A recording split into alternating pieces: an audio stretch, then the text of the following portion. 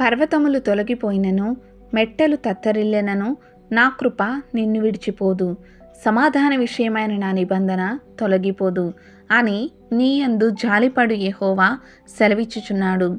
ప్రయాసపడి గాలివాని చేత కొట్టబడి ఆదరణ లేకయున్నదానా, నేను నీలాంజనములతో నీ కట్టడమును కట్టుదును, నీలములతో నీ పునాదులను వేయుదును, మాణిక్యమణులతో నీ కోట కొమ్ములను, సూర్యకాంతములతో నీ గుమ్మమును కట్టుదును, ప్రశస్తమైన రత్నములతో నీకు సరిహద్దులు ఏర్పరచుదును.